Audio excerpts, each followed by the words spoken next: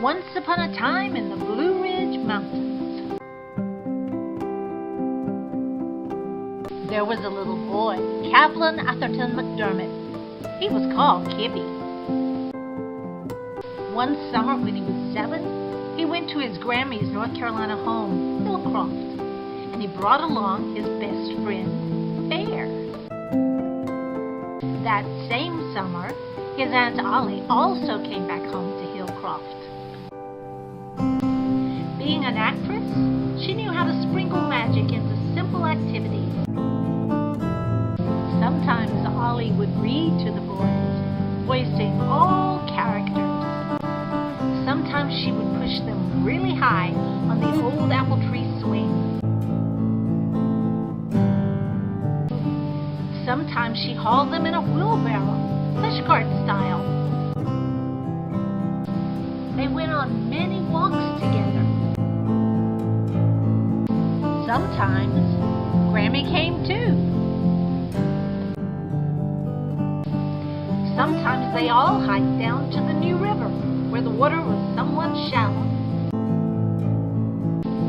One time, Ollie wistfully mused how much she was going to miss her boys when summer was over, because sometimes it gets lonely in New York. But the moment passed, and time marched on as lazy days turned into weeks. Once, Ollie let Kibby begin to learn how to drive Grammy's car on an empty road.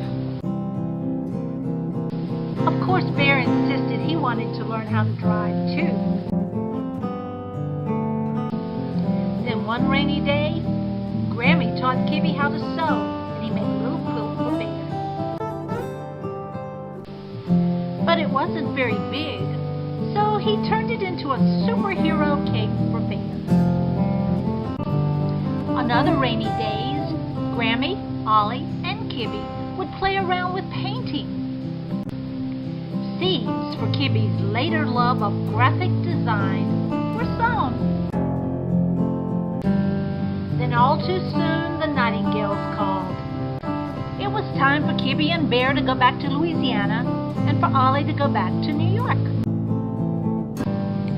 But when his family came to take him back home, Kibby suddenly had an idea.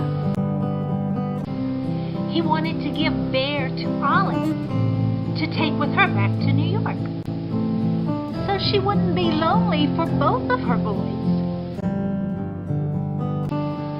At first, Ollie wouldn't hear of taking Bear with her.